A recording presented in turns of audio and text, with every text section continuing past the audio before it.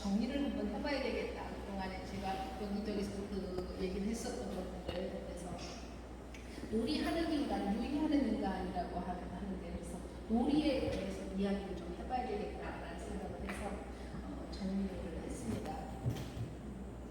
제가 지금 그래서 제 하고자 하는 이야기는 인류 놀이의 변천사를 통해서 보는 시노리 디카시입니다.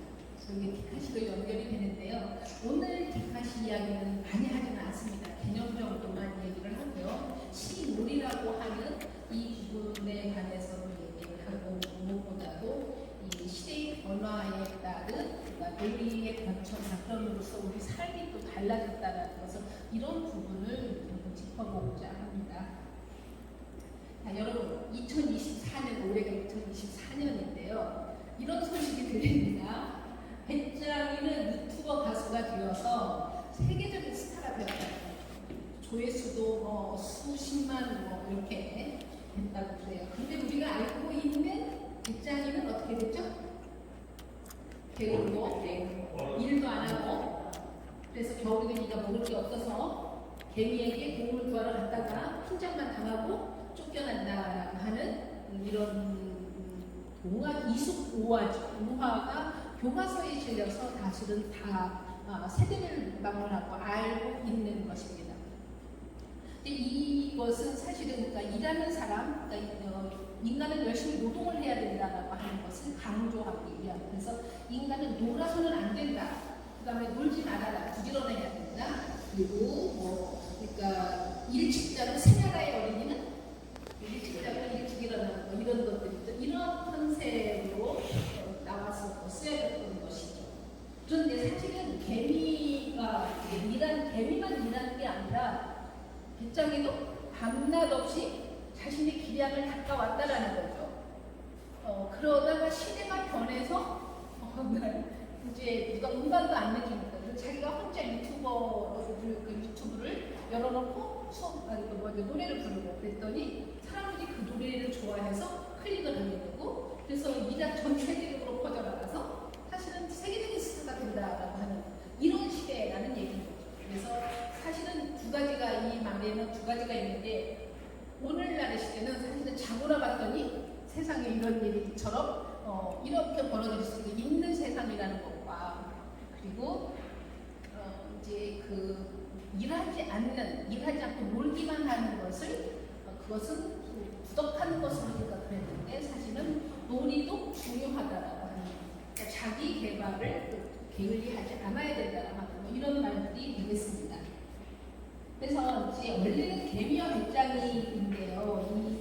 이 우화는 겨울을 대비해서 얘기하는데, 원래 그리스 원전에는 배짱이가 아니라 매미가 등장한다고 합니다. 그런데 이 이야기의 어불성설은 사실은 매미는 겨울 되기 전에 죽죠. 배짱이도 역시 겨울 되기 전에 죽습니다. 그런데 어쨌든 우화이기 때문에 그렇게 설정이 된 건데요. 자, 여기서 지금 개미와 배짱이는 어디에 맞춰져 있을까요? 노동하는 사람, 부지런한 것이 리더인 사회에서의 관점은 어디에 맞춰져 있을까요? 개미에게 맞춰져 있죠. 그리고 놀기 좋아하는 것은 안 되는 거죠. 그런데 오늘날에는 우리가 지금 AI, 챗GPT를 사용하고 이렇게 하는 오늘날에는 개미에게 맞춰지는 것이 아니라 어디에? 배짱이에게 초점이 맞춰진다는 것이죠. 그러니까 잘 놀아야 된다는 겁니다. 선생님들도, 우리 조상님도 그러긴 했죠. 보면 노세 젊어서 노세, 늙어지면 못 놀아요 뭐 이렇게 했는데요. 어쨌든 그런 개념이기도 합니다만 잘 놀아야 된다. 어찌하든 간에 잘 놀아야 된다 라는 것이고요. 그러면 우리의 변천사를 이제 제가 시대별로 간략하게 한번 살펴보려고 하는데요. 자, 고대에는 다 아시겠지만 사실은 뭐가 되냐면 삶과 놀이가 구분되지 않았어요. 삶이 곧 놀이이고 놀이가 곧 삶이었어요. 공간적으로 구분되지 않아서 사는 곳에서 그냥 놀이도 하고 노는 곳에서 살고 그랬다라는 거죠. 지배 개념이나 이런 것들이 정확하지 않았기 때문에 그냥 노는 곳에서 놀고 놀다가 또 이렇게 들어가고 이렇게 됐다라는 거죠. 그런데 이 논다라고 하는 것은 뭐냐면 상위 귀족 계급들에게는 특권, 이게는 좀 뒤에 나오겠지만 고대에는 제사장의 개념을 갖고 있죠. 제의의 개념을 갖고 있고 그렇습니다. 근데 이제 중세에 와서 중세에 논다라고 하는 것은 사실은 생산 노동에 참여하지 않는 유한계층의 소비적인 활동입니다. 자, 중세에도 노동자가 있었고 노동을 하지 않고 먹고 사는 사람들이 많았죠. 중세가 굉장히 길었지 않습니까? 5세기에서부터 15세기 후반까지가 굉장히 긴 시대인데 그 중세에 사실은 이 중세를 지나면서 중세까지는 또 판타스틱한 이런 세계가 있었는데 중세가 지나면서 인간에게서 놀이를 박제시키는 이제 이런 데가 되는데 근대 사회로 오면 생산성을 염두에 둡니다. 무엇이든 너 놀아서 뭐 하니? 놀면 밥이 나오는 거 하는 뭔가 밥이 나오는 짓을 해야지 하는 이런 식인 거죠. 그래서 생산성 함양을 위해서 취하는 휴식에 불과하게 만들었다는 겁니다. 근대 사회에서는. 그래서 이 중세 때는요, 뭐냐면 생각 같은 거 하지 않아도 돼요. 그냥 정의롭거나 사랑하면 사랑한다고 하거나 이러면 되는 건데 이 근대에 오면서 사람이 생각하지 않으면 이제 생존을 할 수가 없는 거예요. 사회에서 살아남을 수가 없는 겁니다. 그래서 이성적이어야 돼요. 합리적이어야 돼요. 합리성이 있어야 되는 거죠. 그리고 노동이 생산성, 노동이라고 하는 이런, 그러니까 노동이라는 것이 생산성과 반드시 연결되어야 된다. 무엇을 하더라도 생산성과 연결되지 않으면 그 노동으로 취급받지 않게 되는 거죠. 노동이 강조되면서도 노동으로 취급받지 못하는 이런 때이죠. 그런데 이제 현대로 와서는 산업혁명 이후인 것인데 1800년대 19세기죠. 현대에 와서 대중 소비 사회에 접어들면서 놀이라는 것은 인간의 삶의 질을 측정해주는 척도까지 간주되어서 보다 더 향유되어야 된다. 이게 맞는 말인지 생각을 한번 해보시기 바랍니다. 향유되어야 하는 인간의 덕목으로까지 여기게 되었다. 현대에 와서 현재. 자, 그렇습니까? 네. 그래요? 이 잘 노는 것이 삶의 질이다라고 하는 거예요. 얼마가 많이 그렇죠. 그럼에도 불구하고 아직도 어떻게 되죠? 아직도 이 근대에 강조되었던 노동의 의미가 아직도 많이 남아있죠, 사실. 그런데 제가 여기서 현대라고 하는 얘기를 했지만 여기서 말하는 이 인간 삶의 질을 측정해주는 척도다, 놀이가. 그리고 향유하는 것이 덕목이다라고 하는 것. 지금으로서는 2024년 지금으로서는 얼마나 우리가 인정을 할 수 있는 이야기이긴 합니다. 그러나 불과 한 2000년대 초반까지만 해도 사실 이 이야기는 미래에 할 수 있는 이야기지 적절하지 않다고 우리가 피부로 느끼지 못하는 때였죠. 대략 이제 이렇게 놀이의 변천사가 갑니다. 여기에서 지금 문제는 인간 여기서 이렇게 시대의 변화에 의해서 놀이가 인간에게서 제거됐다는 것이에요. 제거됐다는 거죠. 자, 고대는 삶 자체가 놀이였다는 거죠. 그래서 여기 그림을 보면 아이들이 그 항아리 이런 데서 뭐죠? 굴렁쇠 굴리고 통도 굴리고 그다음에 집이라는 개념이 그렇게 많지 않아서 집에서도 있고 그다음에 놀다가 집에서도 놀고 사실은 집 밖에서도 놀고 이런 방식으로 놀았다는 겁니다.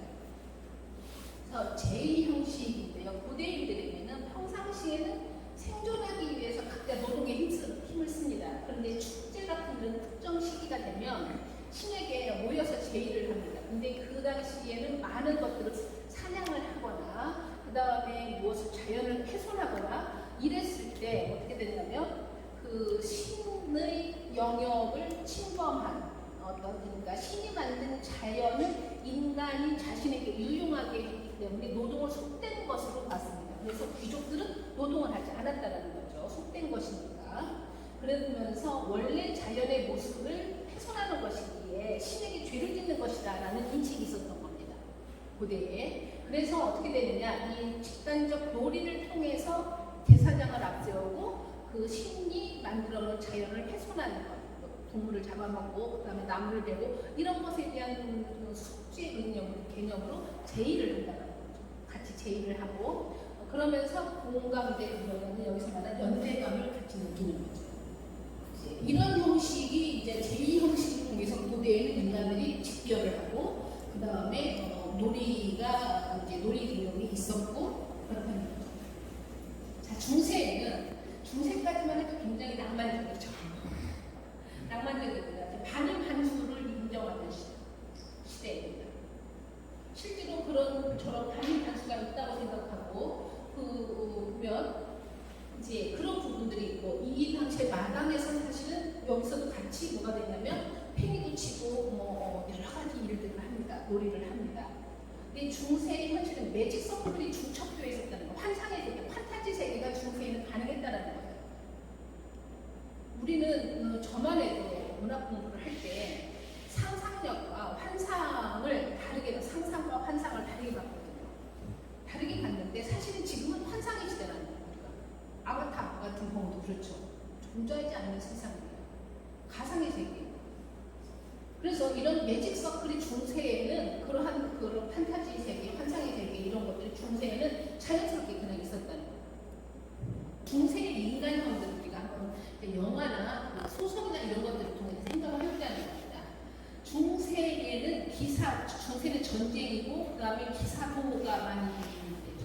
자, 중세의 기사는 어땠나요? 동기호텔을 떠올려보면 좀 쉽게 이해를 할 수 있죠.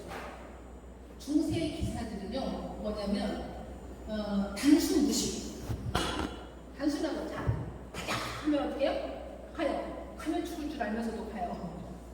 가자 이런 거고 이렇게 되는 거죠. 그리고 귀족과 귀족끼리 있는데 한 여자를 사랑하게 됐어요. 그런데 그러면 우리가 이 여자를 차지하기 위해서 결투를 통해서 결정을 하자. 그러면 싸워서 나가면 어떻게 되죠? 그 결투에서 지면 누군가는 죽는 거예요. 그럼에도 불구하고 그 사람 기사부정신이 있는 것이니까 어때요? 그리고 나갑니다.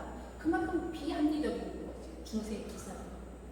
이제 그렇게 되는 건데요. 그래서 용맹하고 그 다음에 단순하고 어떠한 사유가 없어요. 그러니까 보이는 현상과 해야 되는 것들이 있으면 즉각즉각하는 이제 이런 시대라고 볼 수 있는 거죠.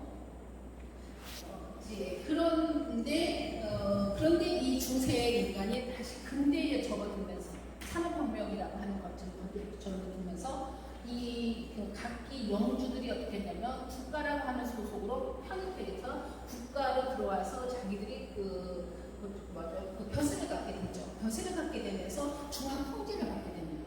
중앙 통제를 받게 되면서 어떻게 되느냐? 가령 이제 중앙 통제를 받게 되고 거기에 대신들이 같이 있다 보니까 어떻게 돼요? 권모술수가 파헤치는 거죠. 그래서 내가 중세의 기사처럼 너 나와 나랑 결투해 뭐 이런 방식으로 해서 정치를 해서는 그냥 파죽지세로 죽는 거죠. 그러니까 절대로 자기 의향을 드러내지 않아야 되는 겁니다. 속을 드러내지 않고 자기 생각을 드러내지 않고 그러면서 참게 되면서 어떻게 되느냐? 이 사람들이 이성화를 아까 말했던 것처럼 이성적인 합리성을 갖게 되는 겁니다. 그리고 누군가가 말을 할 때 나가서 칼을 들고 반박의 결투를 통해서 결투를 이기는 것이 아니라 생각을 하고 설득을 하고 이런 방식으로 해서인지 모든 것들은 칼이 말하는 것이 아니라 결투가 말하는 것이 아니라 법원에서 법이 결정을 해주고 이 기사들이 그러면서 차츰차츰 이성화된 사람으로 간다라는 겁니다. 이제 그런 과정인데 자, 우리나라도 이제 보면 우리나라에도 놀이라는 것은 있었죠. 이 중세까지는 사실 이 판타지 영역이 있었고 그렇기 때문에 그런 것들이 전부 다 놀이와 함께 같이 된다는 거예요. 중세에 많은 사람들이 하는 행위들 이런 것들이 놀이였는데 우리만 해도 그렇죠. 우리가 기억하고 있는 오네기에서도 어떻습니까? 소리 매김을 하면 따라서 하죠. 이런 방식 그리고 탈춤 같은 것들도 사실은 그 절기에 하는 살춤이나 이런 것들도 다 놀이의 형식입니다. 자, 그러면 이제 아까 말한 우리 현대로 왔습니다. 광장에서 아까 말한 중세까지는 광장이었어요. 광장에서 어디로 왔어요? 집구석도 아니고 어디로요? 가상공간으로 왔다는 겁니다. 그나마 또 집에서도 자기 방이에요. 자기 방인데도 자기 방에서도 어떻게 되면 또 그 광대한 어느 소리인지 그 사이버 세상으로 가상공간으로 들어간다는 거예요. 그리고 혼자 본다는 겁니다. 혼자 본다는 거예요. 그래서 인간과 인간이 만나지 않는다. 인간과 인간이 만나지 않고 인간과 인간이 소통하지 않는다. 인간의 가장 큰 힘은 사유를 하고 의논을 하고 해서 힘을 합칠 수 있다는 거거든요. 인간 그거 외에는 능력이 별로 없잖아요. 다른 자연에 있는 동물들에 비해서. 그런데 인간이 차츰차츰 각기 개별적으로 떨어지게 만들어요. 인간과 인간이 만나게 하는 게 아니라 개별적으로 떨어지게 만들어요. 그리고 전혀 누군가도 알 수 없는 내 아이가 사실은 어디에 어떤 그 사이버 공간에서 헤매고 다녔는지를 알 수가 없는 부모가. 근데 그런 세상에 가서 혼자 있는 거죠. 전혀 모르는 가상을 알아보라. 이렇게 우리가 변해갔다는 거죠. 그 안에서 놀이가 이루어집니다. 그 안에서. 이게 지금 우리 현실이라는 거. 지금 우리가 앞으로 이런 것들이 더 가속화되고 있는 상황이다라는 그런 얘기고요. 그래서 이 근대에 들어서 제1차 산업혁명과 기계의 발달이 다양한 놀이기구를 집안으로 끌어들이는 역할을 하고 놀이가 점차 건축 공간으로 들어오는 거죠. 그러니까 우리가 얼마 전까지만 해도 자 직장은 어떻게 돼요? 출근하죠. 출근한다면 어떻게 되죠? 거기서 일만 해야 돼요. 자, 그 다음에 여가 시간은 어떻게 되죠? 퇴근해 집으로 와. 그렇죠. 그리고 휴가라는 개념을 통해서 어떻게 하죠? 나의 여가 시간을 가져요. 그러니까 직장이라고 하는 공간과 여가 시간을 보내는 공간은 엄격히 구분이 됐어요. 근데 오늘날은 한마디로 말해서 이 노동하는 공간과 여가를 보내는 공간이 분리가 돼 있다? 하나다. 클릭 하나로 어떻게 되죠? 클릭 하나로 사실은 내가 노동을 했다가 클릭 하나로 내가 유의를 했다, 놀고 이렇게 된다는 겁니다. 이제 그런 건데 2차 산업혁명과 3차 산업혁명을 겪으면서 전기와 IT의 발달로 세대 간의 놀이를 더 분리하게 되는 거죠. 그러니까 놀이동산은 일정한 세대를 위한 영역으로 광장의 기능을 단순화시켜버려요. 전혀 시골 어디 한 구석에다 놀이동산 같은 거 만들면 거기 가서 놀게 하고 이렇게 되는 거죠. 제4차 산업혁명, 지금을 말하는 거죠. ICT는 폭풍 쪽이라고 하는 건데요. 유해꽃이라고 하는 건데 아까 말한 것처럼 외형으로부터 떨어져서 자신만이 공간에 머무는 겁니다. 그래서 아까 말한 것처럼 광장으로 나가는 게 아니라 집으로 들어와서 집에서도 거실에 있는 것이 아니라 자기 방에 있어. 자기 방에서도 어디로 그 넓은 사이버 세상에서 어느 한 곳에 가 있어. 이런 식으로 그래서 폭풍족을 만들어내고 그래서 광장과 먼 개인 놀이의 부류로 만들어냅니다. 그러니까 우리 아이들을 다짜고짜로 야단만 칠 일이 아니라는 거예요. 게임하지 말라는 거 강제적으로 강압한다고 사실은 될 일이 아니라는 거죠. 이 아이들에게는 그 아이들에게는 지금 이 세상이 태어나고 이런 세상이 된 거잖아요. 그럼 그게 자연스러운 거예요. 자연스러운 것이고 그렇게 적응을 해봐야 되는 거거든요, 사실은. 근데 우리는 어떻게 되죠? 공부 안 하고 게임만 한다 이렇게 닥달을 한다는 거죠. 그래서 산업혁명을 경험하면서 놀이 영역을 공유하고 있지만 지금을 기억하지 못하는 미래 세대에는 놀이 영역이 사라질 수도 있다는 거예요. 그렇겠죠. 혼자 노는데. 그리고 롱아웃 하면 어떻게 돼요? 절대 구독이 자꾸 혼자 남아요. 이렇게 되는 거죠. 그래서 게임과 플레이 구분이 명확하지 않지만 미래에는 명확히 나누어질 수 있다 이렇게 보는 거고요. 놀이 광장은 물리적 영역이라 한다면 우리는 이제 추상적 영역으로 사이버 공간 속에 존재하는 이런 정도의 우리가 이미 인지하고 인식하고 있는 상황이죠. 그래서 자발적 놀이가 필수 조건으로 부상한다고 이렇게 보는 겁니다. 그래서 놀이 공간이 운동장에서 체육관이 되고 다시 스마트 공간이 변해가는 거예요. 놀이는 미래의 공간 연구에서 감안해야 할 또 하나의 분야로 등장하리라고 보는데요. 이것이 디카샤하고 연결되겠죠, 당연히. 그래서 그러면 놀이는 왜 사라졌는가 이거죠. 같이 모여서 우리 차전놀이하고 그렇죠, 줄다리기하고 이런 것들인데 왜 놀이가 사라졌느냐. 사실 문명화 과정에서 그럴 수밖에 없다라는 겁니다. 중세 이후에 아까 언급했던 것처럼 중세의 전사적 인간이 호모사피엔스로 전환되는 거죠. 이성적인 인간, 생각하는 인간으로 전환이 된다는 거예요. 그렇지 않으면 귀족이라 하더라도 살아남을 수 없기 때문에 그렇게 되면서 그렇고 중세 기사는 대인 갈등 같은 것들은 격투나 집단 전쟁으로 해결을 했는데 이제 그렇게 하지 못한다는 것이고요. 권력의 집권화되고 영주들은 궁정에 들어가서 가신이 되는데 여기서 어떻게 되죠? 사실은 말 그대로 겁나게 머리를 써야 거기서 또 도태되지 않고 살아남는다 이렇게 되는 겁니다. 그래서 합리적 인간 되기를 요구받습니다. 그래서 권력을 쥐기 위해서 음모를 꾸미고 그런 많은 일들을 이겨내야 되는 것이기 때문에 절대로 그 음모는 어떻게 되죠? 말 그대로 은밀한 중세적 기사로는 다 득표는 안 되겠죠. 그래서 은밀해져야 됩니다. 이제 그런 과정이 문화 과정에서 문명화 과정에서 이제 그렇다고 보는 건데 거기에 이제 철학자들도 가세를 했겠죠. 막스 베버가 이제 이야기한 것은 합리화해야 되고 지성화해야 되고 그 다음에 세계의 탈마술화를 강조한 겁니다. 아까 중세까지는 뭐라고 그랬죠? 중세까지는 마술의 세계였잖아요. 마술의 세계에서 마술이 존재했다는 거예요. 우리의 놀이에도 마술이 존재했어요. 사실은 저는 시골 출신이라서 생각을 해보니까 저 유년에도 마술의 세계가 있었어요. 귀신이라는 노래, 귀신. 지금도 이야기 중에, 밤의 이야기 중에 가장 재밌는 게 귀신 이야기잖아요. 그런데 그 귀신 이야기가 있다라고 하는 것은 사실은 그 마술의 세계가 존재한다는 거예요. 환상의 세계가 존재한다는 거예요. 우리의 놀이 공간에서. 이제. 그런데 그것을 마술은 뭐냐면 탈피한다는 겁니다. 탈피한다는 거죠.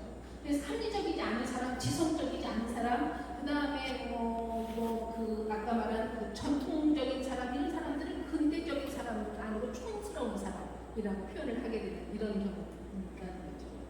그래서 그러면서 와서 이제 일이 중세를 지나서 일이 인간에게 어떻게 되는 거냐면 아까 고대, 중세까지 고대는 어땠어요? 일은 속된 것이라고 했어요.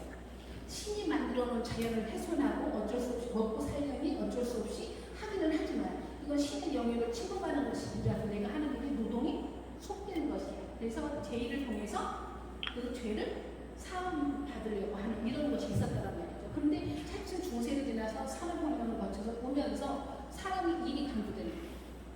일을 강조하면서 어떻게 되냐면 일하지 않는 인간은 여전히 즐기는 거죠.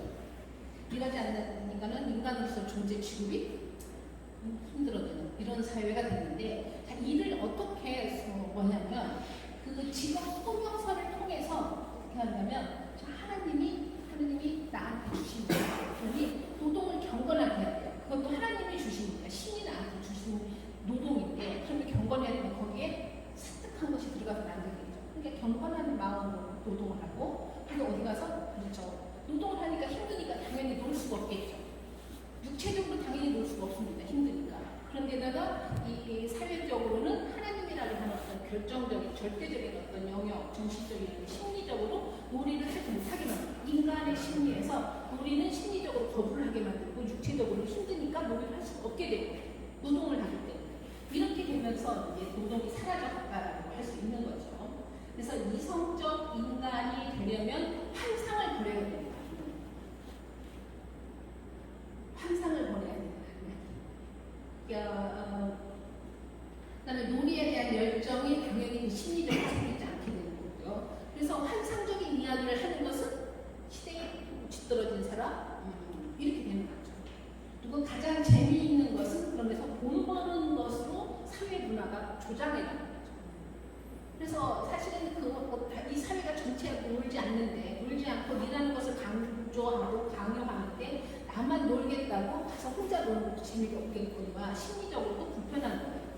불편하고 어디에 돈 벌거리가 있으면 그게 더 재미있게 느껴지는 거죠. 그러면서 자연스럽게 놀이는 안 하게 된다. 이렇게 되는 겁니다. 그래서 현대에는 사유인이나 직업인, 경제인 이 시스템 안에서 이러한 어떤 영향 안에서 존재했을 때 현대인으로서 존재 가치가 발휘된다는 거죠. 그러니까 환상적인 인간, 이런 인간은 존재 가치가 안 된다는 거죠. 가령 99간다고 슬리퍼를 신고 삼색 추리닝을 입고 삼색 슬리퍼를 신고 삐지기 해갖고 고시원 등록을 왔다 갔다 하면서 한 번도 해보지 않은 자기의 어떤 그런 이야기 아니면 귀신 이야기라든가 먼 세계 이야기를 하면 어떻게 되죠? 고시원 간다고 하더니 고시는 지금 몇 수를 하는지 모르는데 사람이 이랬네. 우리 어렸을 때 그런 얘기를 많이 했었죠. 문화 간다고 하면 어땠습니까? 문화 간다고 가장 가부장 사회에서 가장 많은 아버지와 아들의 갈등이 있어요. 유일하게 갈등이 있었던 문화가 한다고 하는 아들과의 갈등이었잖아요. 그래서 카프카 동양만 그런 거잖아요. 변신해서 카프카 카프카 지금 마찬가지예요. 카프카는 일생 때 아버지에게 편지를 쓰는 게 책이 한 권 있는데요. 진짜 그냥 한 권이 다 아버지에게 편지를 쓰는 거예요.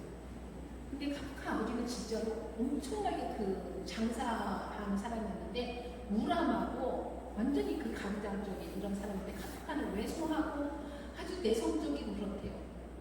그래서 그 아버지하고의 그 갈등에서 아버지를 그 A자 아버지를 어떻게 넘어설 수가 없는 거죠. 근데 아버지가 계속 법대를 가기로 원하고 그래서 보험회사에서 다니는 직장 생활을 하면서 글을 썼잖아요. 그렇게 하는데 그 카프카는 아버지에 비해서 굉장히 여성스럽게 생긴 자기 자신을 인정하지 못해서 그 결혼도 약혼을 몇 번 했다가 사기를 하고 늘 그냥 뭐죠 사창가를 전전하고 이런 자기 어떤 정체성을 증명하지 못한 이런 사람들. 그러니까 거기서 아버지와 갈등이 없었다라고 한다면 일찍 자기가 하고 싶었던 문학을 하면서 살 수도 있었겠죠. 근데 얼마 오래 살지도 않았는데 마지막까지 그 직장을 생활을 하면서 저녁에는 나와서 퇴근하고 와서는 소설을 썼다는 거죠. 그 카프카의 변신이 그냥 나온 게 아니라는 것입니다. 그래서 현대인의 존재는 사유인과 직업인이거나 경제인 이 안에 세 가지 안에 내가 속하냐 속하지 않느냐에 따라 내 존재 가치는 있다 없다가 된다는 거죠. 그런 이런 속에서 사실은 무슨 놀이가 있겠느냐는 거예요. 놀이라 하는 개념이 기껏해야 지금 남아있는 개념은 무슨 것으로 남아있느냐? 휴가의 개념으로 남아있습니다. 휴가 일주일 정도의 휴가의 개념으로 남아있어요. 그리고 이제 어른 세계에서 어른 사회에서 놀이는 다 제거된 놀이고요. 추가 정도로 남아있고 놀이가 남아있기는 하죠. 아예 없어진 건 아닙니다. 남아있어요. 어디에만? 아동에게만. 어린 아이에게만 남아있습니다. 그래서 놀이는 논다는 것은 유치한 유치원에서는 열심히 놀죠. 근데 그 유치원 아이들도 어떻게 합니까? 어른들이 만들어온 룰에 맞춰서 놀라고 그래요. 그냥 아이들은 그냥 이렇게 풀어놓고 놀게 하거나 그래서 스스로가 규칙을 정하고 규칙에 적응해가고 법을 만들고 이런 속에서 사회를 배우고 뭔가를 만들어내고 자신들의 아이디어를 만들어내고 할 수 있는 기회를 줘야 되는데 몬테소리 교군이 이렇게 해서 만들어가지고 어때요? 아이에게 던져주고 이거 가지고 놀아라요. 놀이 시간이긴 한데 자유로운 놀이가 아니라 강제로 도구를 놀이 도구를 강제로 부여받고 바꿔서 그거 가지고 놀아야 돼요. 이렇게 놀이가 변질되었다는 거죠. 그래서 이제 또 보자면 자본주의 그러면 이제 자본주의 이 시대는 자본주의이기 때문에 자본주의 변화에 따라서 놀이도 변해갔다는 거죠. 어떻게 해서 그렇게 이성적이고 그렇게 경제적이고 문화적 이런 사람만 인간으로 취급을 하는 그런 상황에서 이를 강조하는 상황에서 놀이는 완전히 인간의 그 이성적인 이성적이나 감정적인 거 이런 것들은 그렇게 배제했던 이런 사회가 어떻게 해서 자본주의에서 사실은 놀이를 다시 만들게 됩니다. 다시 이렇게 받아들이게 되는지 보는 거죠. 이제 처음에 같은 경우는 자본주의는 당연히 처음에는 어떻게 했을까요? 기계를 만드는데 자본주의 기계와 함께 기계를 만드는데 처음에는 기계에 인간이 맞췄죠. 기계에 인간을 맞췄어요. 한마디로. 그런데 지금 모든 발명 기계들은 어떻게 하죠? 휴먼이라는 것이 들어가서 어떻게 돼요? 인간에게 맞춰서 이런 것들이죠. 그래서 인간의 기계화를 넘어서서 이제 정보화 시대에는 자본이 유희로 변해갑니다. 그래서 여기는 인터넷 정보라든가 휴대폰 이것을 통해서 이 안에 인터넷에 어떻게 되죠? 내가 유의할 수 있는 것 우리가 그냥 노는 거죠. 즐기는 유의라고 하는 개념에서 빠져서는 안 되는 것이 뭐예요? 즐겁지 않으면 유의가 아닙니다. 뭘 하더라도 즐거워야 돼요. 즐거워야 되는 것이고 즐겁지 않으면 유의가 아닌 거죠.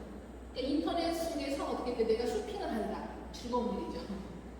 즐거운 일이에요. 인터넷을 통해서 내가 쇼핑을 하는데 자, 그 쇼핑을 하는데 잘 거죠. 이미지도 잘 만들어내야겠지만 이 제품에 대한 설명도 잘 해야 되겠죠. 잘 해놔야만 소비자가 보겠죠.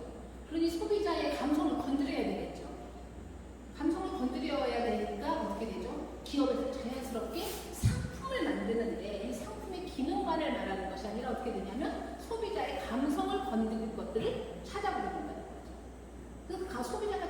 먹을거리를 만들어냈다는 거죠. 그치? 그래서 자본주의 논의와 이제 번화가 논의로 이렇게 보면 노동을 합리적으로 조직해서 생산성을 극대화하고자 하는 겁니다. 그래서 노동의 강도를 높이고 시간을 늘리 일을 해봤더니 그랬더니 오히려 노동력이 소진되고 생산성이 떨어지는 문제점이 발생하더라는 거죠. 그 사회주의가 망한 이유도 그런 거겠죠. 어떤 개인의 역량을 존중하지 않고 집단 평등을 강조하면서 집단 노동을 하게 하죠. 그러니까 어떻게 되죠? 아바이 동무가 더 하겠지. 나는 딸이 자녀인데, 그러면 나는 어머가 늙었는데 그럼 아들 동무가 더 하겠지. 그러면서 안 한다는 거죠. 생산성이 떨어지거든요.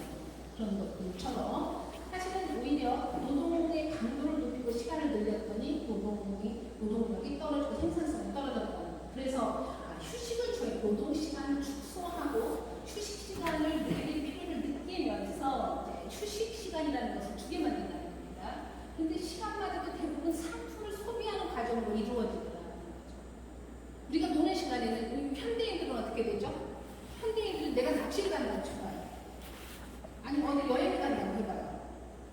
여행을 간다고 그러면 한 것도 없이 그냥 가서 소비하는 것이 아니 그냥 가는 게 아니라 뭐부터 하죠? 선캡이 없네. 선크림이 없네. 그렇게 되죠. 그 다음에 엔진 오일 갈아야지. 이렇게 다 소비로 이루어진다. 휴식 시간을 줘. 그러니 이 사물들을 어떻게 만들어내야 돼요? 좀 더 소비를 잘해서 소비자의 정서를 건드릴 수 있어야 된다. 그렇게 가는 거죠. 그래서 소비자의 놀이가 자본주의 시대에 이 자본들하고 맞아떨어져요. 그냥 아무리 좋은 상품만 딱 만들어놓고 전시해놔서 그 박물관에 뭐 백자처럼 전시해놓는다고 해서 팔리는 게 아니라는 거예요. 이런 부분. 그러면서 놀이가 상품 소비의 형식을 띠면서 이제 소비의 형식을 띠면서 놀이를 즐기는 방식도 변화하고 있다는 겁니다. 그래서 과거의 놀이에서 직접 참여하는 형식입니다. 그전에는 누군가가 다 만들어놨어요. 만들어놨더니 어떻게 됐어요? 그거 만들어놓은 거 가서 그죠? 자, 공연 왔어요. 공연에서 박수 열심히 쳐주고 왔어요. 그렇죠. 근데 우리 2002년 월드컵 때 어떻게 했죠? 우리가 직접 응원하고 이기니까 어떻게 됐죠? 우리의 기쁨인 거예요. 이런 뜻이 자꾸 무엇든 그 놀이든 무엇든 간에 직접 참여하는 형식을 띠게 된다는 거죠. 그래서 이 국민들이 이렇게 많이 참여하는 그 다음부터 어떻게 기업이 뛰어들어서 그 응원 구조를 기업화했죠. 상품화했죠. 그래도 사람들은 소비를 하더라는 거예요. 이제 그래서 자본주의 사회에서의 놀이는 구경이나 소비의 형태가 되는 겁니다. 구경을 하거나 소비를 하거나 이런 형태인 건데 이제는 구경만 하지 않는다는 겁니다.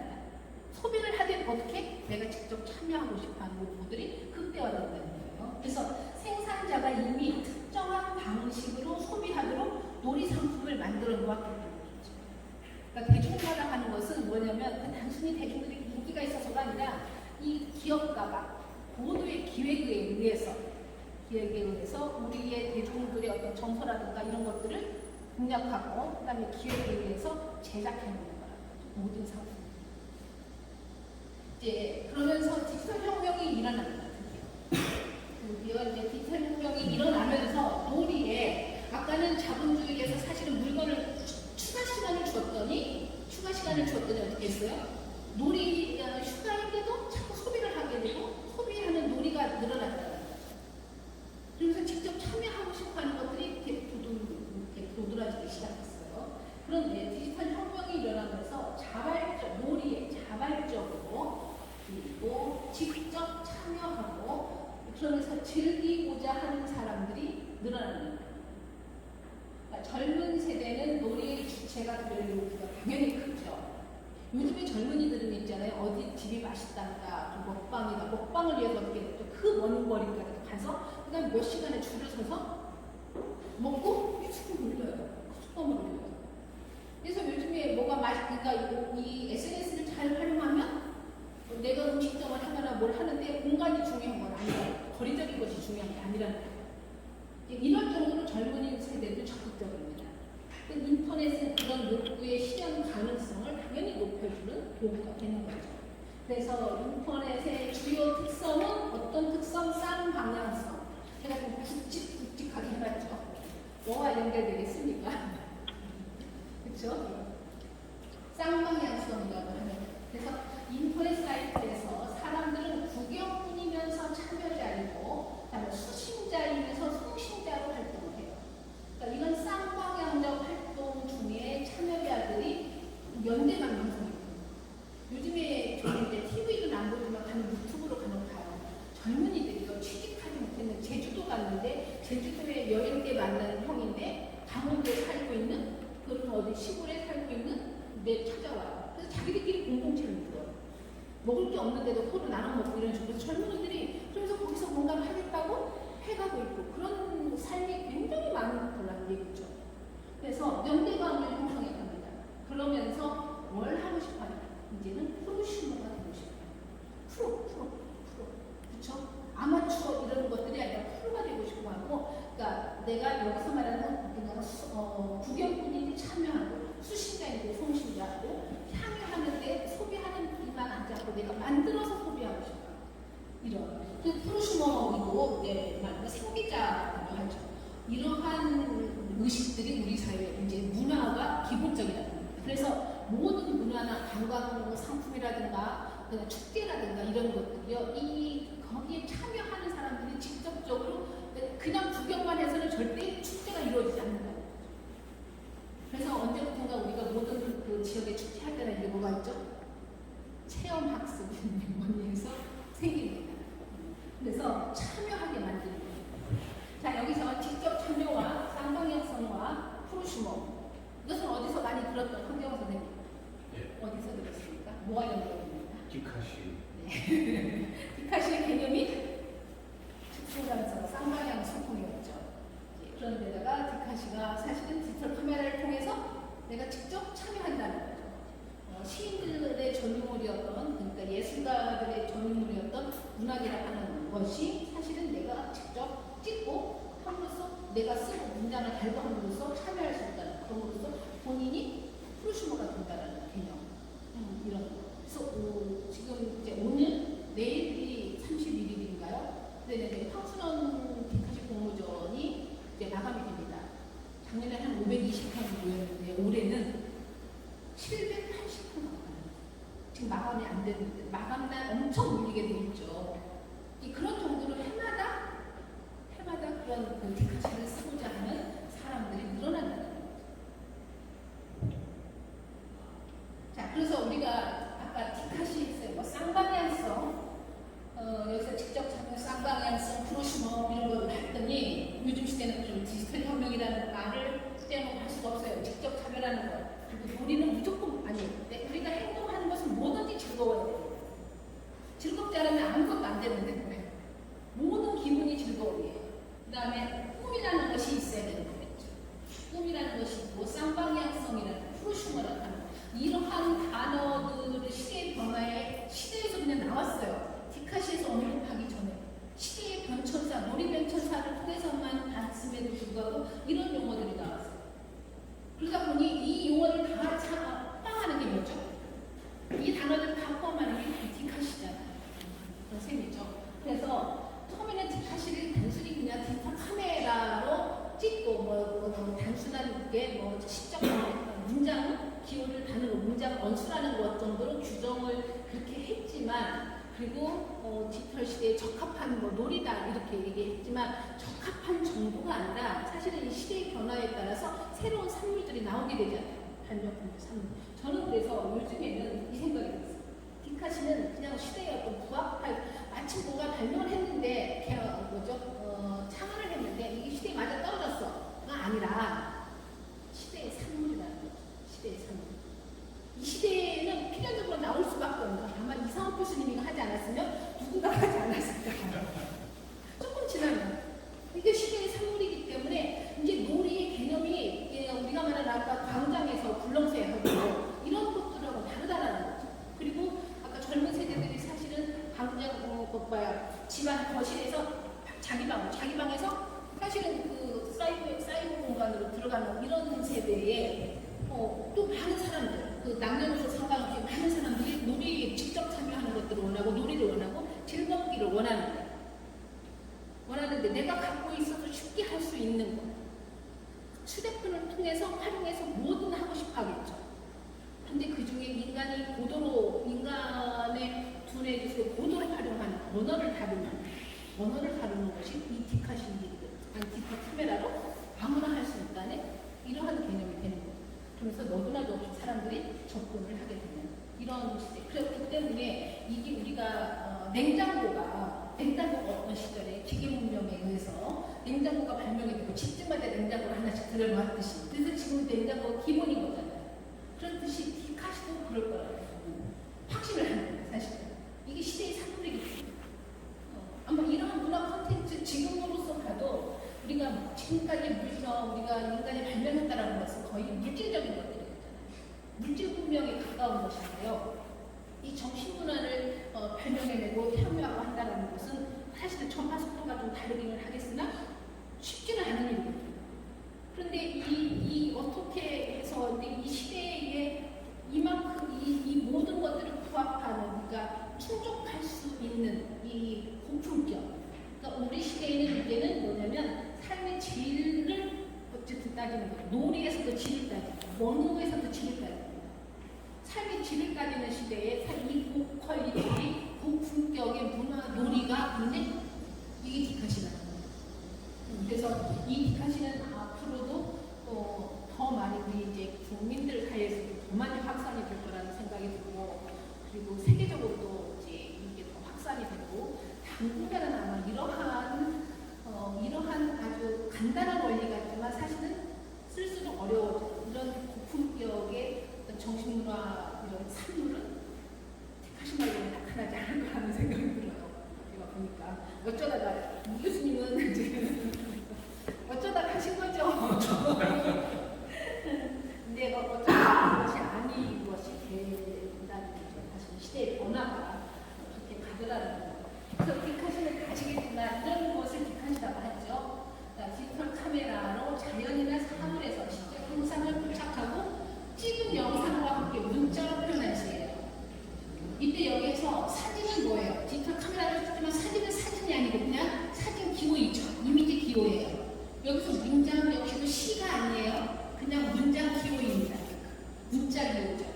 그래서 그것들이 합쳐져가지고 하나의 디카시라고 하는 것을 만들어낸다는 거죠. 그래서 아까 말한 쌍방향 소통이라는 실시간으로 소통하는 디지털 시대의 새로운 문화 장르다 하는 건데 기존에 우리가 샌베르크의 금속활자 빈셋을 발명 이후에는 사실은 책에만 보급으로 문자 그 이후로 모든 예술과 문화는 문자 기호로 이루어지는 것이라고 우리가 생각을 해왔죠. 몇 번째도 됐기 때문에 그러나 그 이전에는 문자 기호만이 아니었듯이 다시 이제는 어떻게 되죠? 문자 기호만이 문학을 담당하는 게 아니라는 거죠. 이렇게 돼서 이제 확장된 거죠. 그 언어라고 하는 것이 확장이 되는 것이죠. 그래서 디카시를 사실은 멀티 언어 예술이다. 아까 뭐라고 그랬죠? 그 중세 때 중세 때 어떤 마술의 세계 그렇죠? 마술의 세계 이거 그다음에 이 멀티도 어떻게 되죠? 마술까지는 아니지만 정확한 게 아니죠. 중층적인 것이죠. 중층적인 것이죠. 그래서 그런 개념들을 이렇게 연결해 볼 수가 있습니다. 그리고 제가 디카시는 이렇게 이야기를 했습니다. 디카시는 시만 쓰는 것이 아니라 남녀노소 누구나 쓰고 향유할 수 있는 시놀이다 라고 해서 제가 여기다 최강인 정의라고 했습니다. 제가 처음에 이걸 하면서 저 시놀이다 라고 하는 말을 써먹었거든요. 어떤 사람은 아무래도 시가 너무 쉬운데 그 시에다가 놀이 개념을 붙였다 라고 해서 뭘 모르고 이렇게 제가 어떤 신문에서 이것을 어떤 평론가라고 하는 분이 그렇더라고요. 그 디카시 문예운동을 하는 사람 본인조차도 디카시를 시놀이라고 하니 놀이라고 하니 얼마나 디카시가 수준 낮은 것이냐 막 이렇게 썼던 것을 제가 기사를 와서 본 것 같은데요. 그분은 하이징하의 저기 유의하는 인간을 미처 생각지 못했기 때문에 저는 그런 말씀을 하셨으리라고 생각을 합니다. 그래서 제가 이 시놀이라는 말을 썼더니 저만 해도 그때 무슨 하이징화를 다 공부를 해서 신놀이를 한 건 아니었고요.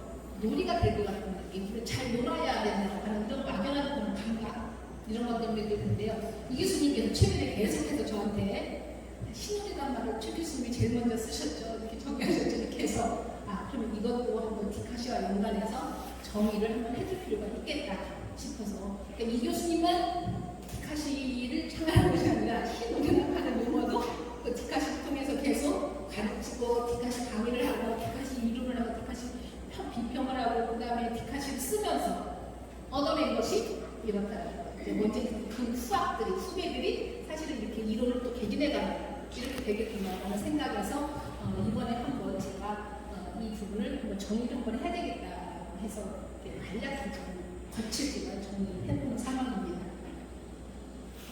그래서 이제 호모 루덴스 나옵니다. 하이징화가 한 말인데요. 놀이라는 말이 그냥 제가 혼자 장르라라 이런 것이 아니라 이미 우리가 디카시가 2004년도에 20년 후에 이러한 시대가 빠르게 급작스럽게 급박하게 이렇게 흘러올 줄 몰랐으면서 2004년도에 디카시가 나왔듯이 하이징화 역시도 사실은 시대가 그렇게 올 것이라는 것을 명확히 예견한 건 아니겠죠. 그러나 시대가 이렇게 변해갈 것이다 라고 하면서 일찍 앞을 내다보면서 쓴 이야기인데요. 그러니까 놀이하는 인간을 하는 호모를 쓰는 그래서 네덜란드 학자인데요. 하이징화는 인간의 본원적 특징은 사회나 노동에 있다는 것이 아닙니다. 근데 우리가 중세 이후에 어떻게 했어요? 인간에게 강조한 것이 뭐였죠? 사유회화. 그렇죠? 사유하는 인간. 중세의 기사는 안 된다. 무식하는 건 안 된다. 사유회화. 그 다음에 지적이어야 된다. 그리고 노동해야 된다. 그것을 강조해야 된다. 그런데 하이징화는 그것을 그렇게 보지 않는다는 거예요. 인류 문명은 놀이의 충동에서 나왔다는 거예요. 놀이의 충동에서. 그리고 우리가 문화 속에서 발생한 것으로 문화가 유희구나 상위 개념이라고 생각할 수 있는데 하이징화는 그게 아니라 사실은 놀이가 문화의 상위 개념이다. 이렇게 말을 하는 거예요. 그래서 문화의 원초부터 유희되는 것이고 문화는 유희 속에서 유희로서 발달한다. 사실은 아이들이 어떻게 되죠? 놀이를 통해서 커가는 거죠. 아이들이 놀이를 통해서 커가요. 그리고 놀이를 통해서 어떤 규칙도 알게 되고 그래요. 4살 정도까지는 병행놀이 받다가 5살 정도까지, 4살 정도까지는 그냥 노는데 말하는 것 같은 병행놀이에요. 그러니까 같이 놀고 소통이 안 되는 거죠. 각기 모여놓으면 자기들끼리 따로 놀아요. 근데 5세 정도 지나면 이제 소통이 되는 놀이를 하거든요. 그런 놀이를 통해서 사실은 부딪혀서 울기도 하고, 그 다음에 떼쓰기도 하고, 그 다음에 자기가 이겼다고 하기도 하고, 그러면서 터득해가는 것이거든요. 4살 이전까지는 엄마가 내 것인지, 엄마하고 나하고 분리가 됐는지 이런 것조차도 모릅니다. 엄마는 그냥 나랑 같은 존재라고 생각해요. 근데 아빠를 통해서 엄마하고 나하고 분리됩니다. 엄마가 내 아니구나를 인식하게 되는 때입니다. 그래서 이제 그런 것처럼 놀이를 통해서 아이들도 성장한다는 겁니다. 그래서 즐거움을 추구하는 행위가 역사 발전의 원동력 중 하나라고 하이징화는 본 것입니다. 그래서 유희라는 말은 단순히 논다는 말이 아니에요. 여기서 말하는 것은 반드시 논다라는 말 아닌 거. 자, 우리가 글을 쓴다라고 생산적이다라고 하는 말은요. 글을 쓴다라고 하는 것은 생산적이어야 되는 거 하는 거거든요. 그러니까 글을 쓴다는 건 남을 비방하고 그 다음에 남을 헐뜯고 이렇게 하는 건 글을 쓴다는 게 아니라는 겁니다. 생산적이어야 된다는 거죠. 언어를 활용한다는 것은. 여기서 그런 것처럼 사실은 유희라고 하는 것은 단순히 논다라는 말이 아니라 정신적인 창조 활동을 말하는 것입니다. 풍부한 상상의 세계에서 다양한 창조 활동을 전개하는 음악, 미술, 무용, 연극, 스포츠, 문학이 전부 다 여기에 해당이 된다는 거예요. 자, 그래서 디카시는 당연히 그럼 어떻게 될까요? 신놀이가 되는 거죠. 명확하게 신놀이가 가능합니다. 그러니까 놀이는 문화의 한 요소가 아니라 문화 그 자체가 놀이의 성격을 가지고 있고요. 모든 형태의 문화는 그 기원에서 놀이 요소가 발견되었다는 것입니다. 그리고 인간의 공동생활 자체가 놀이 형식을 가지고 있다는 거예요. 자, 우리가 원시시대라는 것을 고대말 원시시대라고 생각해보면 우리 영화를 통해서 많이 봤잖아요. 사냥이 왔어요. 사냥하고 난 다음에 어떻게 됐죠? 내가 쏘아서 그 죽인 짐승을 제일 먼저 하는 게 뭐죠? 다가가서 그 짐승의 눈을 감겨주잖아. 눈을 감겨주고, 그러니까 왜 그러냐면 내가 너를 죽였지만 나는 어쩔 수 없이 생계 때문에 그런 건데 그런 어떤 의미가 있는 거죠. 그래서 그 죽었으니까 제1 형식을 간단히 하는 거죠. 눈을 감겨줘. 나 보지 말아라. 이런 식으로 감겨줘. 그러고 난 다음에 가지고 들쳐매고 와서 어떻게 하죠? 가운데 불 펴는 거예요. 우가 하고 춤추고 집단으로 같은 소리를 내면서 춤추고 집단으로 우리를 끌어내는 그것들이 전부 다 놀이라는 거예요. 사실 놀이를 통해서 더 직결하고 그다음 연대감을 느끼고 이렇게 된다는 겁니다. 또 인간에게 있어서는 사실은 이 아까 말한 연대감을 인간끼리 뭉쳐야 돼요. 인간을 각기 흩어져 버리면 인간처럼 나약한 건 없다는 거예요. 이렇게 되는데 이제 놀이는 그래서 인간은 뭐죠? 문명은 놀이 속에서 놀이로서 생겨난다 이렇게 말하면서 인간은 놀이를 통해서 그들의 인생관과 세계관을 표현합니다. 이 말 이해가 가십니까? 놀이를 통해서 인생관과 세계관을 표현한다. 당연히 그렇겠죠. 그래서 놀이 정신이 없을 때 문명은 존재할 수 없다고 결론을 내립니다. 그래서 자, 그러면 아까 말한 매직 서클이죠. 중세때 하이즈는 이 매직 서클을 강조합니다. 지금 우리가 매직 서클 시대를 있는 것이기도 하죠. 그래서 하이징화의 우리는 시공간의 경계를 통해 인식되었고 따라서 현실적 삶과 구분되는 놀이만 마법적 시공간은 매직 서클이라는 상징을 얻어내는데 이 놀이와 게임이 존재하는 시간과 공간 그다음에 초기 개념은 놀이와 현실 사이에서 놓여있는 부투명한 견고한 어떤 경계를 지시를 했는데 하이징화에게 이제 놀이란 어떤 거냐면 자유, 그다음 자발성, 자기 목적성, 특별한 긴장감과 즐거움 모두 일상과 다른 이런 것들이 일상과는 다른 것이어야 된다는 거죠. 다른 그런 것들을 이제 말하는 거예요. 그래서 이 매직 서클은 사실은 이것이 다시 지금 올해 그러니까 올해란다.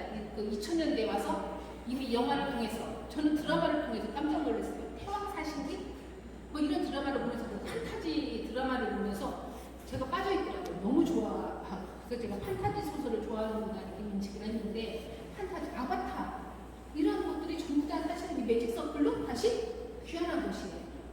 귀환한 것이다 이렇게 볼 수가 있습니다.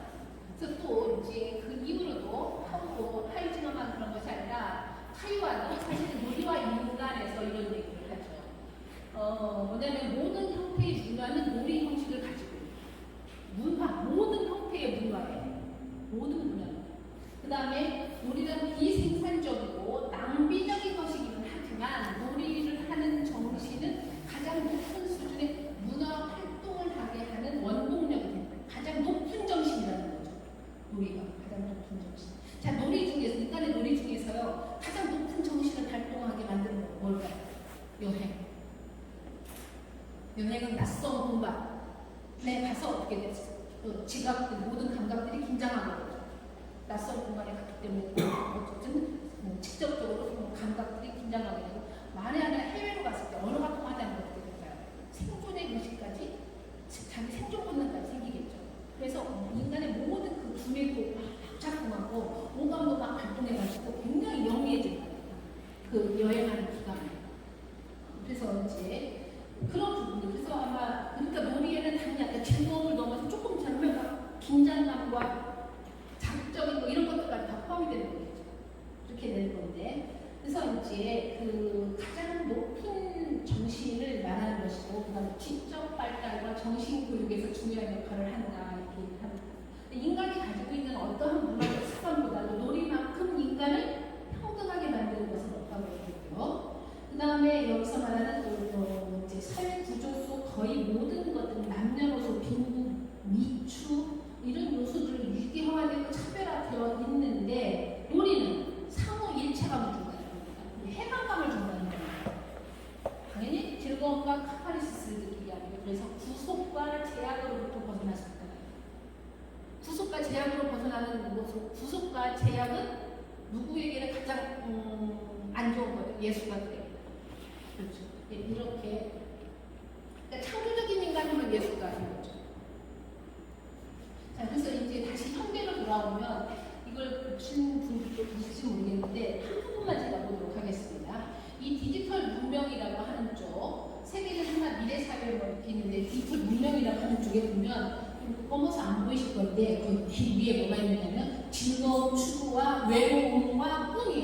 즐거움 추구, 외로움과 꿈, 그리고 존재의 추구, 그다음에 인간과 자연이라고 하는 것. 우리가 앞으로 살 과제가 이런 단어들이라는 거죠. 이렇게 나와 있습니다. 그래서 자 여기 좀 확대를 했는데 이 디지털 문명은 우리에게 뭘 하느냐? 산업과 사회의 재편을 가져와서 개개인은 즐거움을 추구해야 되겠고 외로움과 싸워야 되겠고 꿈을 갖는다는 거죠. 꿈이 있어야 되는 건데 그 다음에 끊임없이 존재를 추구하게 된다는 겁니다. 그래서 인간과 자연이라는 것을 공존해야 된다는 거죠. 인자는 거죠. 시대의 변화는 당연히 4차 산업혁명 시대. 이 4차 산업혁명 시대는 이꼴을 다시 말하면 여가 시간을 활용하는 아까 그죠? 놀이 소비가 뭐였어? 자본이 된다고 그랬죠. 당연히 그래서 문화산업 시대가 되는 거예요. 그래서 경제 문화, 국가 개념, 개인 중개 방식 등이 다 변합니다. 그리고 그러면 당연히 행복의 범주라고 하는 것은 이런 것들이 최소한 공장이 되었을 때 행복의 범주에 들어가는 건데요. 안정적인 경제력이 좀 있어야 되는 거겠죠. 거기다가 사회 안전망이 안전한가 아니다. 이번에 지금 파리에서 올림픽 하잖아요. 뉴스에 보니까 평소보다 한 10%밖에 안 늘었대요. 바가지 물가에. 그 다음에 팔순이 엄청난 그 뭐죠? 그 냄새. 악취, 소변 냄새. 소변 냄새고요. 그 다음에 소매치기. 소매치기 극성이에요. 이렇게 되다 보니까 10%밖에 항공권이 유입이 안 된다 보니까 얼마나 이상한 거예요. 그런데 왜 그 유럽에서는 그렇게 먼저 문명화됐던 이런 나라에서 왜 그렇게 그 도시에서 큰 도시, 대도시 왜 그렇게 찌린내가 많이 날까 생각을 해봤더니요. 다 유럽인들은요. 원래 유럽의 역사는 뭐였죠? 유럽이었잖아요. 그래서 아직도 불화되지 않은 문화가 있다라는 생각도 드는데 희한하게도 유럽은요. 다른 것도 물론 그러긴 하지만 화장실이 굉장히 인색해요. 화장실이 무지 인색해서 화장실을 갈 수가 없어요. 화장실 찾는 것도 힘들지만 식당에 가서도 화장실을 먼 데는 식당에 갔는데도 화장실은 돈을 내야 돼요. 우리 기차역이 내리잖아요. 그러면 기차역에서 서 있어요. 사람 돈 내고 들어가요. 화장실. 그러면 그렇지 않은 사람들은 어떻게 될까요? 단가가 싼다며. 아마 그게 얼마나 급하면. 그러니까 저희는 정말 상상을 못했습니다. 어떻게 해서 대도시에서 거리는 깔끔한데 왜 대도시에서 찌린내가 나지? 그게 화장실의 이교화이고 화장실의 인색함에서 오는 사람들이 몰리면 어떻게 될까요? 급한 밤에 같은 경우에 그렇게 되겠죠. 그런 것들이 누적된 거 아닌가라는 제 개인적인 생각을 해본 겁니다. 그 사회적인 안전망 같은 것들도 사실은 그 개개인의 삶의 행복의 척도가 되는 거죠. 거기다 사회와 개인의 관계, 그리고 나는 또 얼마나 주체적으로 살고 있는가, 이런 것들이 내 삶의 행복도를 결정짓는 거죠. 그러면 방법을 모색을 해봐야 되는 거겠죠. 이 현대사회에서 사실은. 그러면 나는 시대 풍조로 공부를 해봐야 되고, 역사 공부도 당연히, 개인의 능력도 개발해 보려고 해야 되는 거겠죠. 비 많이 남아나는 이 시간, 여가를 어떻게 활용할 것인가, 이런 거죠. 그래서 꿈과 그 다음에 문화적인 소양 이런 것들을 갖춰야 된다. 그래서 시대의 흐름에 발맞추어 꾸준한 자기 갱신이 필요한 시대. 남녀노소 상관없이 정말 자기 갱신이 필요한 시대에 살고 있다는 얘기죠. 그래서 이러한 시대가 그러면 누구에게나 평등하게 올 것 같지만 사실은 이 문제도 굉장히 어려운 문제가 좀 되는 것이 여기에서도 문화 역시도 어떻게 될까요? 빈익빈? 부익부. 아마 이제 창조적인 인간, 창의성이 많은 사람이 앞으로 이제 각광을 받는다, 대접받는다, 아니면 이제 활약을 더 하게 된다라고 하는데 사실은 그것이 자본의 개인의 창의성을 계속해서 살려나가게 되면서 인간들이 굉장히 핍진해지는 이런 가능성도 있습니다. 그러나 어쨌든 시대에 우리가 생각하는 것과 상관없이 시대는 이렇게 누군가가 주도해서 이렇게 흘러가고 있고 이미 진입했고, 그래서 우리는 이 안에서 사실은 내가 어떻게 살 것인가 그런 방법들을 모색해봐야 된다는 것입니다. 그래서 나의 정체성에 대한 부분, 이 시대에 가장 진짜 필요한 이야기죠. 따져보면 나락하는 것은 인간이고 더 하고 동물이에요. 동물이 더 나아가면 생물이야. 생물이 더 나아가면 물질이에요. 우주로까지만 가게 돼요. 우주의 분성까지. 그래서 더 하면 어떻게 되죠? 나라는 존재는 저 산산이 부서진 이름이었죠. 존재가 아무것도 아니거나 커다란 존재거나 이렇게 될 수도 있겠죠. 그런데 나라는 부분은 전체와의 관련 속에서만 존재가 가능하다라는 것. 그런데 아까도 제가 뭐라고 그랬죠? 인간은 오늘날 우리 인간들은 각기 뭉치는 것이 아니라 각기 다 아까 뭐였죠?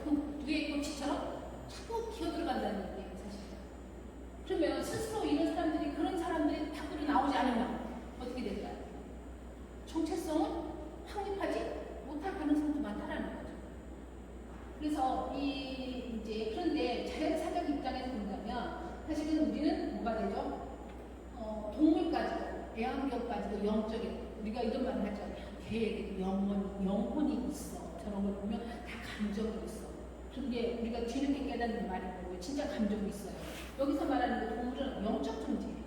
그 동물들과 고양이나 개와 우리가 다른 것은 단순히 뭐 정신적인 존재라는 것은 거기서 좀 달라지는 편이에요.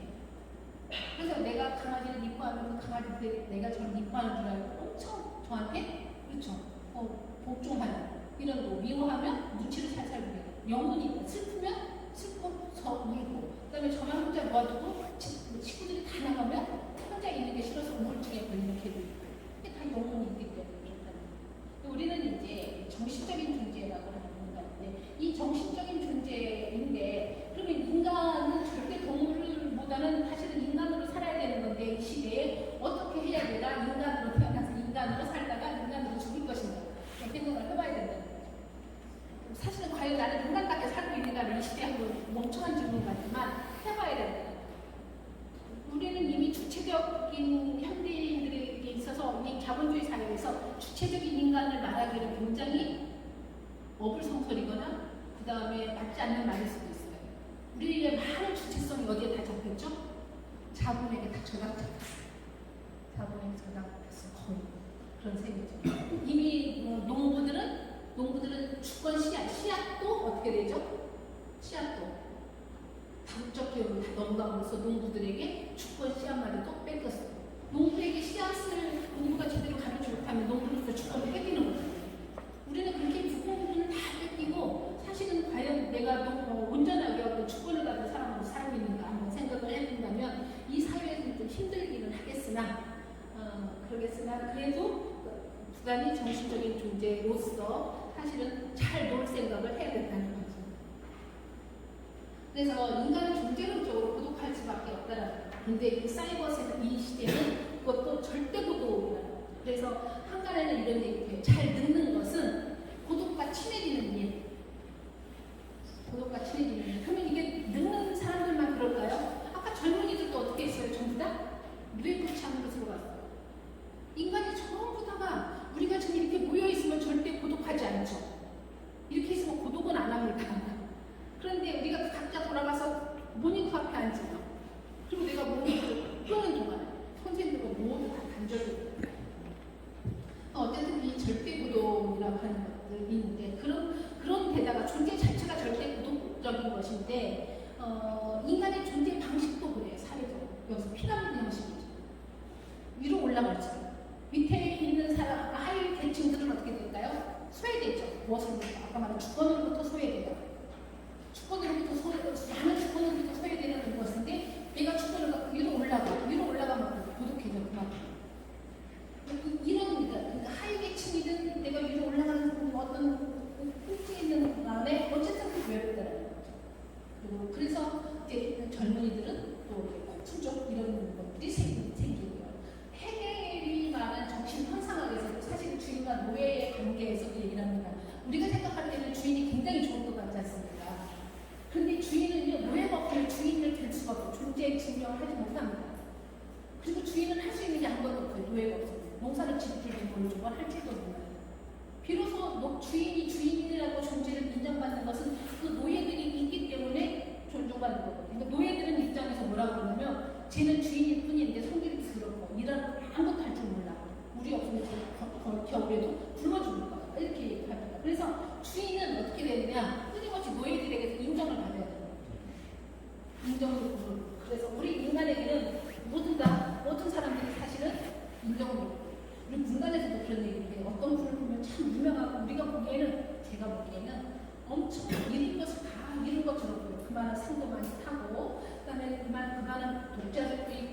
다음에 좋은 시를 쓰고 있고, 그 다음에 경제적으로 사는 것이 굉장히 괜찮은 것 같고, 이런 것 같은데 끊임없이 자기 결핍을 얘기해요.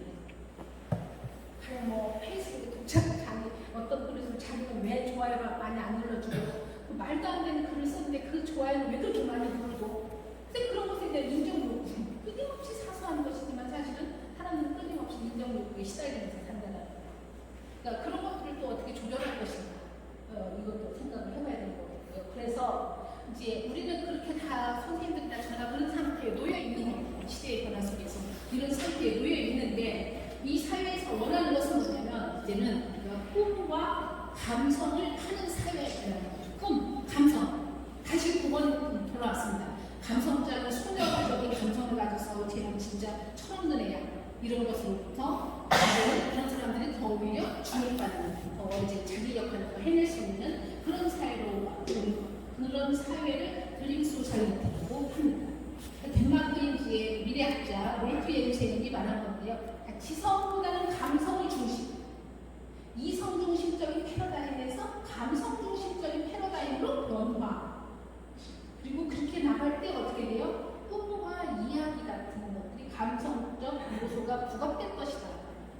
페이스북에 모 시인이 있어요. 굉장히 페이스북, 그러니까 그 인플루언서죠. 인플루언서 중 인플루언서인데요. 어떤 화가가 그림을 판다고 하면 잘 안 팔려요. 근데 이분은 문인환을, 어떻게 말하면 다 아실 분들은 아실 건데, 문인환을 경매를 한다고 해요.